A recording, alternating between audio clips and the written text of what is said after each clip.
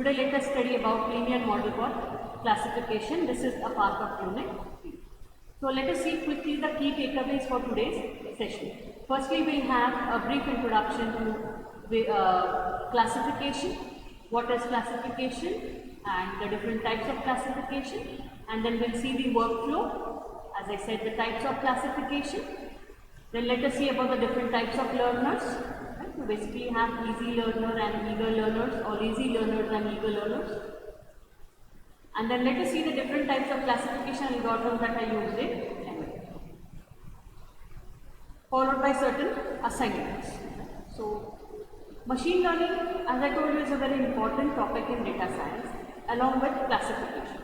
So classification is very widely used in machine learning for classifying the input data set.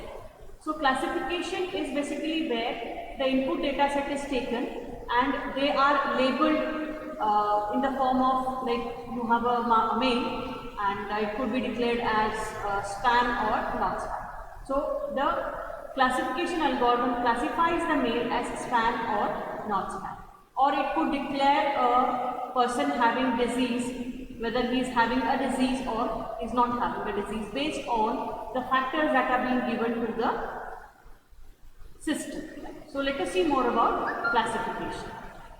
So classification, as I said, is basically a task of assigning a category to the new observations that are based on certain knowledge gained from a set of categorized observation that is termed as the training data set.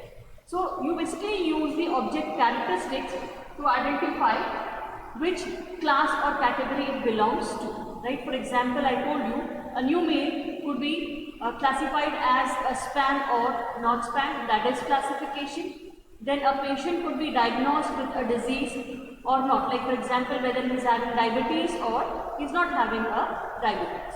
Or other cases to consider, if there is some specific tumor, whether the tumor is cancerous or it is non-cancerous. So these are certain classification problems. Now let us see about the classification workflow. Whenever you perform classification, the first step to understand is the problem. You have to understand the problem and identify the potential features and the labels in the given data set. Once, like for example, once you identify the mail features, right? Mail features in the inbox, and then you have to classify it whether it is going to be a spam or not. So features could be something like the sender's email ID, the number of keywords which are occurring like offer, price, right? So to declare it as a spam. And then also sender's email ID and receiver's email ID is not considered, right? So receiver's email box will declare it as spam or not spam. So features are basically those characteristics or attributes which affect the results of the label. So label could be declared as spam or not spam. So it will affect the features of the data set will affect the label. So for example, in the case of loan distribution, another case we are considering, bank manager wants to give some loan to some people. So specifically the customer. So he will try to identify the customer's occupation. He has to go through to give him a loan. His entire credit history has to be studied.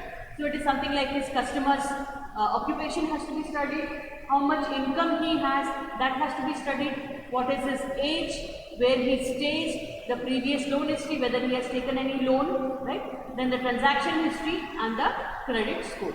So these are the features that a loan manager tries to analyze, right? And the algorithm classifies him whether he is capable to take the loan or no, whether the loan can be given to him or no.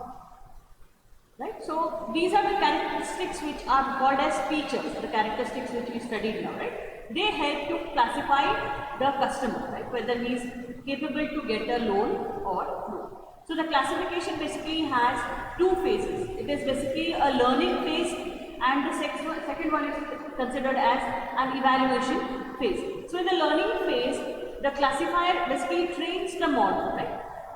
Whichever data set you are giving, based on that, the classifier trains the model, and in the evaluation phase, it tests, right, the classifier performance, right? Whether the classifier has classified the input data sets properly or no, or the testing data set is classified properly or no.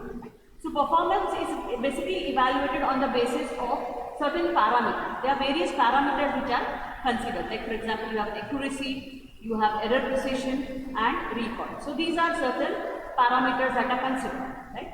Actually these are calculated in a confusion matrix, and based on the confusion matrix, these all three factors, accuracy, error, precision and recall, can be calculated. So this is basically a diagram where you have a data set given, like for example a customer's base is given and customer various features are given, and then the data set is basically going to be broken up into two categories, that is the training data set and the testing data set. So training data set and testing, the ratio could be 80 to 20 or 70-30, in which case of 80 to 20, 80% of the data set would be considered as training and 20% data set would be considered as testing data. In case of 70-30, it would be like that. 70% of data set will be taken as training and 30% will be taken as testing.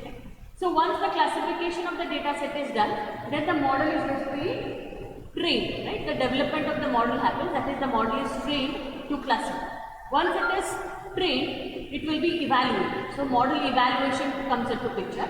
So for model evaluation, the testing data is basically sent, and based on that, it is evaluated for certain factors, like I said, accuracy, precision, recall, error, right? These are the factors that are considered whether the model is working properly or not. If it is working properly, it will give a very good high accuracy, as I said. So all these basically can be calculated from a confusion matrix, which is automatically created by calling certain functions. So let us see the difference between classification and regression. So classification is a technique which tries to predict a discrete value, whereas regression is a technique which tries to predict a continuous value. So classification is a problem basically that has more than one or two or more classes, whereas regression is basically a prediction problem which is basically focusing on the quantity. Classification problem can be of two types, like you can have a binary classification and you can have multi-class classification. Whereas with regression you can have simple linear regression or multiple regression, that is termed as multivariate regression, where more than one variable comes into picture.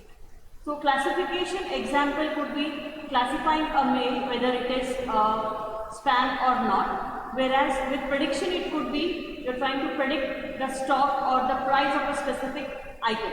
So such problems are termed as regression problems. Now various factors can be considered for difference of classification and regression. Like for example the task. The task in classification is to classify, whereas in regression it is basically to predict. The number of features considered could be same in both, right? Whereas the evaluation factors considered are accuracy in classification, whereas it is basically prediction accuracy in prediction algorithm, that is regression. Then you have various parameters on which the comparison would be done. Like for example, classification will be done with respect to accuracy, prediction accuracy, the confusion matrix will be created, whereas here with regression, what is the error factor will be considered. So we basically have two types of learners, right? You have lazy learners and eager learners in classifiers. So lazy learners are, as the name suggests, they are kind of learners who are basically waiting for the testing data set, right? So they use up all the training data set. They wait for the testing phase later, right? Which appears basically after sorting the training data. So once the entire training data is consumed, that time you can say lazy learners start acting. That is why they are termed as lazy learners. Right? So classification is done only after, as I said, getting the testing data. They wait for the testing data. So the speed is basically less here. They spend more time in testing or predicting, and they have less time in training. So less time in training and more time in predicting. So example for lazy learners are k-nearest neighbor, and case-based reasoning. Now let us see about eager learners, or these can also be called as fast learners. So here, this is opposite of lazy learners, and the eager learners are basically very fast, or they try to construct or classify the data, and they try to do it as soon as possible. They don't have to wait for the testing data, right? So as soon as the data is given, they try to classify it as testing and training data, and they are trained for the data sets, and similarly testing also can be done. So they basically spend more time on training but less time on predicting. So examples of eager learners are decision tree, Naive-based artificial neural network. So these are some of the best examples for eager learners. Now what is linear classification? Up to this point we have seen what is classification. Now let us see what is linear classification. It basically classifies the linear data. Right? So your data is basically classified into labels based on the combination of input features that are given to the system. Right? The features are embedded into the input data set. So therefore classifiers separate data using a line, right, or a plane. So they try to classify. It is binary classification. A plane is drawn and set 1 is separated and set 2 is separated. Right? So a plane in more than 2 dimensions is also possible. So they can only be used to classify data that is linearly separated. Non-linear separable classification would be different. Currently, these algorithms focus only on separating the linear data. So they can be modified, as I said, to classify non-linear separable data as well. Now here you can see there is a line that is drawn which is trying to classify the red dots and the blue dots. So here the line is the differentiation point, and it will try to classify the red points based on certain features and the blue points based on certain features. So the line of separation is very important here, and this data is very linear, so it could be separate. Now this is another example where you can see an image classification basically for outdoor and indoor activity.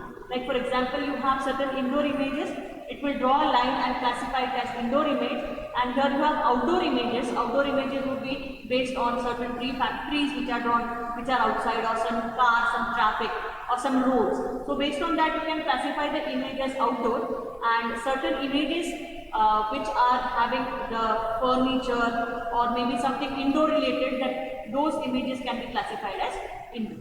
So a line is drawn between the indoor and the outdoor. And then you have the types of classifiers. We have basically 2 types of classifiers here. You have binary classifier and you have multi-class classifier. So classification with only 2, right, 2 classifiers is termed as binary. It basically has only 2 possible classifiers or 2 possible outcomes. Whereas multi-class classifier has more than 2, that is why it is termed as multi, and more than 2 distinct classes will be present. Then binary classifier, as I told you, basically classifies only 2 distinct cases with 2 possible outcomes. Right? So example could be outcome of the examples could be male or female, or it could be classifying a male as spam or not, then classifying the author of a book, and then whether in sentiment analysis whether the sentiment is positive or it is negative. Then in multi-class classifier, as I said, there could be more than 2 distinct classes.